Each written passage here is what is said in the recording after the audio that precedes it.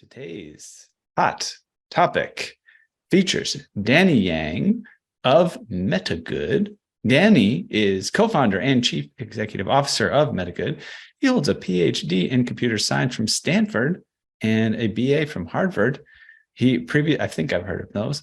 He previously founded MaiCoin, Taiwan's largest cryptocurrency exchange, and Blockseer, a blockchain analytics company sold in 2018, which is one of the first visual block explorers for Bitcoin and Ethereum. He also founded the Stanford Bitcoin Meetup in 2013. Danny's expertise and passion have played a pivotal role in the success of MetaGood's groundbreaking project, On-Chain Monkey, as a first 10K NFT PFP collection created in a single transaction on Ethereum and the first 10K inscribed on Bitcoin. On-Chain Monkey has made waves in the crypto space and exemplifies Danny's dedication to pushing the boundaries of technology and social impact. Danny, welcome to Edge of NFT. Hi, great to be here.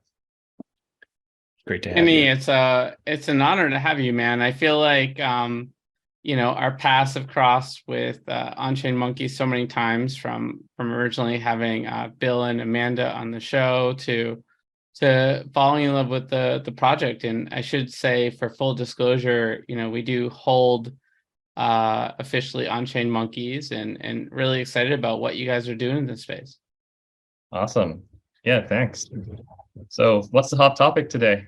Yeah, you tell us, chat, man. Well, I mean, you've got you guys are just pioneering in the biggest way with the Ordinals protocol on this Dimensions collection, right? We've heard about it, we've read the blog post, but tell us about it in your own words. It's a really big deal.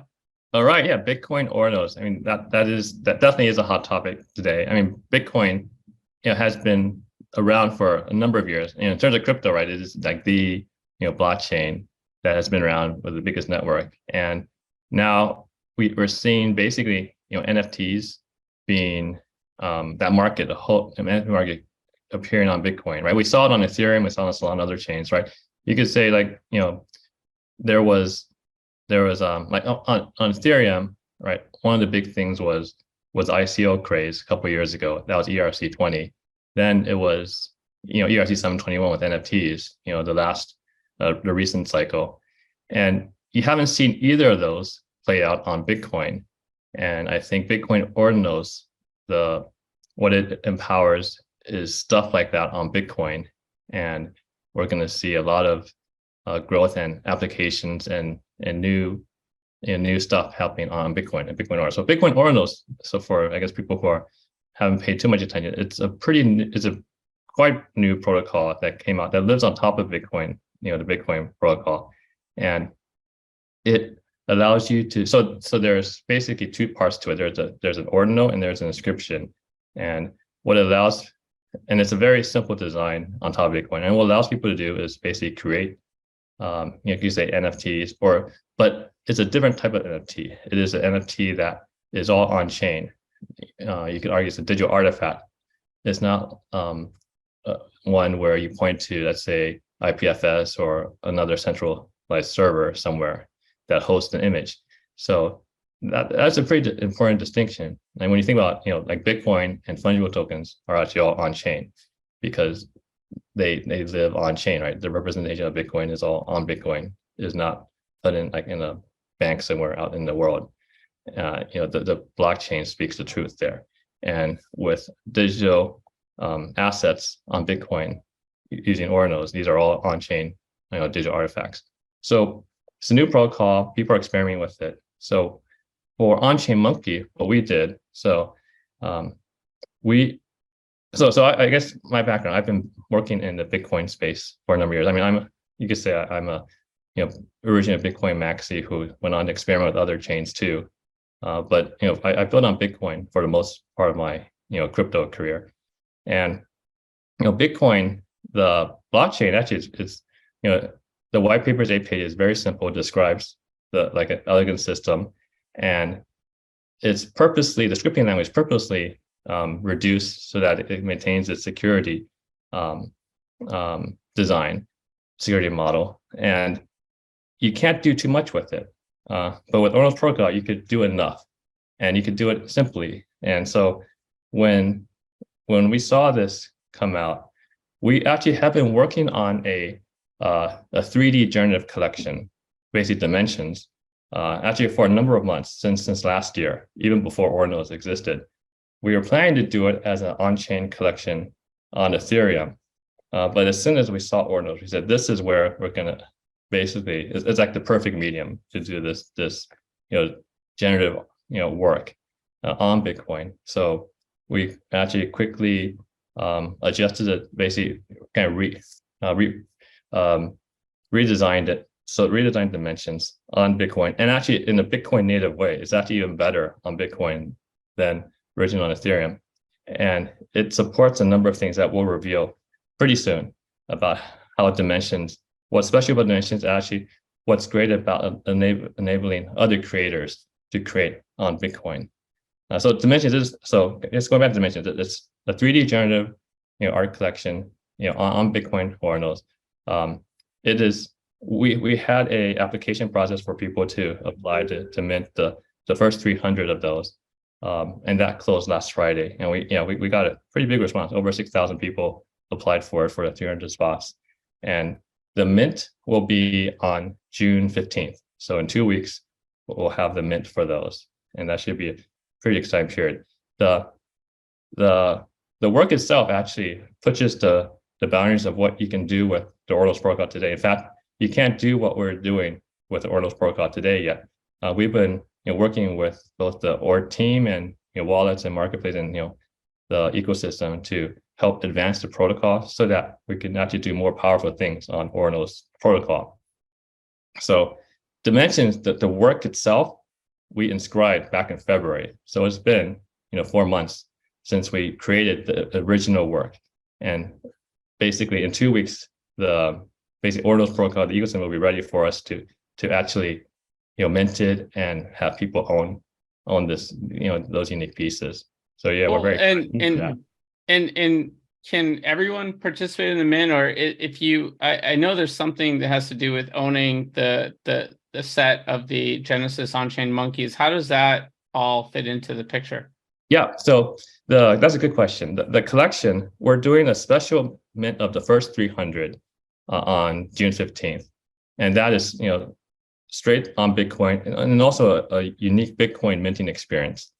So that's where we took the applications that we said we got a bunch in. So those people applied, 300 will get a chance to mint that. And then for other people, you can buy it on secondary. It'll be available on secondary right on June 15th. Then there's going to be, for OCM holders, on-chain monkey holders, there's an additional supply of these that will be we create over time. It's kind of like, if you're familiar with on-chain monkey, we have a desserts, right? That basically the OCM Genesis, kind of OG OCM membership, PFP, they can burn a dessert to get a karma. So we're going to have some allocations of a burnable ETH token that the OG Genesis can burn, and then those will receive a dimension when you burn that thing. So that comes later. So that will be and that process will also happen over many months and probably years. So the supply will go up slowly, but it'll be capped. So there's a total cap of dimensions at 2,500. But 300 are what's minting in 2 weeks. Cool. Lots going on there. And really jumping on something very intriguing here. It looks like the Asprey Bugatti A collection uses the same tech as the Dimension collection. Tell us about that connection there. That's right. So one of the things that people are slowly realizing is that, how does Bitcoin work? It works because Bitcoin miners are paid to secure it by mining, right? And right now they're paid a block reward, every block.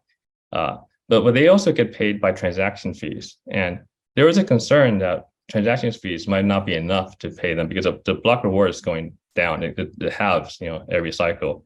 So at some point, it's going to be very little block reward and zero block reward for miners long term. So transaction fees are only paid if there's actually use of Bitcoin. And for the recent years, many Bitcoin, the main use of Bitcoin is a store of value, a secure store of value of your Bitcoin. So you don't have to transfer that back and forth all that often. So right, like today, sending Bitcoin on Bitcoin is super cheap because the transaction fees are low. But that won't be the case because of things like Ordinals, where you actually have use and utility for Bitcoin, the blockchain, beyond just store value of your Bitcoin.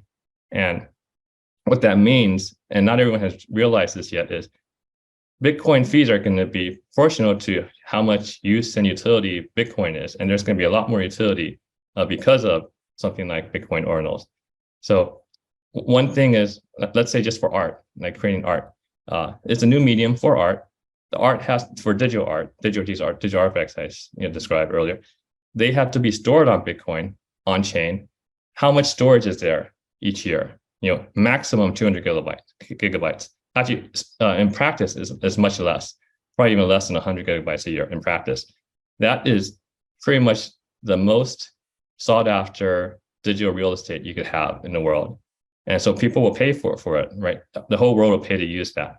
Right now, people haven't caught on yet. So actually, now is the best time to actually create stuff on Bitcoin, because you're basically buying very expensive digital real estate for very cheap today. But in the future, let's say a year from now, you'll be paying appropriate market prices for that digital real estate. So what does that mean for what we're doing? What we're doing with Dimensions and works like Asper Bugatti, the A collection, is this is the way that when fees are what they should be on Bitcoin, which is very high, you want to optimize whatever you're doing, whether it's art or other applications. You want to optimize how you use the digital real estate the best way, right? You see that even in like the world, right? Like cities, big cities. Well, how do they optimize the land area, right? They build skyscrapers, right? All big cities have skyscrapers because that's the best way to use the space you have. So the same thing is going to happen to digital real estate on Bitcoin. And it's also a very technical thing of who can have the best techniques to use that real estate and make it optimal for the whole world to use. And so we're showing one broad way of things you can do on how you can build on Bitcoin this digital, this valuable digital real estate with Dimensions. So that is actually part of the art. It's beyond the 3D art that you see. So we've shown the 3D art, but we're going to reveal more of that, of what it means. Like basically, you're building skyscrapers on Bitcoin, and that's also the art of LCM Dimensions.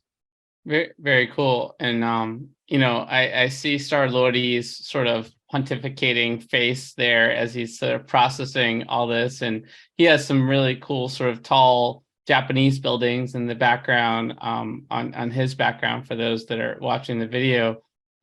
You'd mentioned earlier you're a fan of this project, and now that you understand a little bit more about it, did you have any thoughts or questions for Danny? I mean, I think this is exactly why I'm fascinated with On-Chain Monkey. You guys are definitely thinking very tech forward and just like what it actually means, like in first principles. So I am curious, like, how do you separate the two chains in terms of what your community expectations are? Like, how does that play into how you manage expectations? You're talking about like between Bitcoin and Ethereum, right? Like, yeah. So Bitcoin and Ethereum are very different chains. Just one's a UTXO model, proof of work. The other one is smart contract, Turing complete type of system, proof of stake. So we'll do the appropriate things on each chain. Right now, we're quite focused on Bitcoin because it is such an early, like the protocol is so early. There's so much to do, and so many opportunities to shape it for a very I guess productive or valuable future for the industry, right? So there's so much we're doing there, and things from Ethereum will tie. In fact, I think one way to look at it also, even though they're very different chains, the things of like DeFi, like miner extracted value type of attacks have been a lot of things we've learned on Ethereum, because the smart contracting on Ethereum like enable people to build apps and kind of go crazy and to explore and experiment the last couple of years on Ethereum. That hasn't happened yet on Bitcoin. And it won't play out the same way on Bitcoin, but some of those things will be happening on Bitcoin. And so those learnings from Ethereum will apply to Bitcoin. And so actually teams that have experience with both chains, Bitcoin and Ethereum, which we do, will actually have advantage. Also, it's good for more collaboration between the experts on the Bitcoin experts and the Ethereum experts to actually collaborate and kind of build the future applications on Bitcoin that can get some of the best of both worlds, because they're very different, but they're like combining some of these ideas. Will make for new things that will create on Bitcoin, quite a bit of value for Bitcoin. But will that have different expectations from the community in terms of utility, or like why they should have, both chains like in their portfolio? Like, how do you manage that? Yeah, I would say one aspect of so we're about on-chain because we digital artifacts, and on-chain is the most secure and long-lasting, and we're about kind of long-lasting value. So I think for many things that we believe are kind of the highest value, the thing we want to last the longest, we're going to move over to Bitcoin. So like the Genesis collection will be one that's migrating to Bitcoin from Ethereum. In fact, that was one we inscribed very early on. It's inscription 2021-9, which actually we were able to time it so that it is the exact year and month that the original Genesis launched on Ethereum. So 2021 and September. So 2021-9. Inscription 21-21-9 is the whole collection of Genesis on Bitcoin. And we're waiting for the protocol upgrade so that the Genesis holders on Ethereum can basically switch over to Bitcoin for that collection. And that was also done is a generative collection done in a very efficient way on Bitcoin.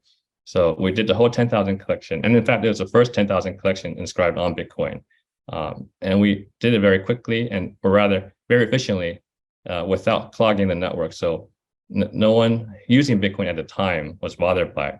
And the whole collection with metadata images took less than 20,000 bytes of that basically I was describing the expensive real estate on Bitcoin, right? The digital real estate. So it took 20 kilobytes for 10,000 images. So if you divide out over per image, right, it is less than 2 bytes per image, which is very, very small, right? People wouldn't even believe that you could do it that way. And so, that is one example of how you can build these skyscrapers on Bitcoin that are valuable for future creators. Cool stuff.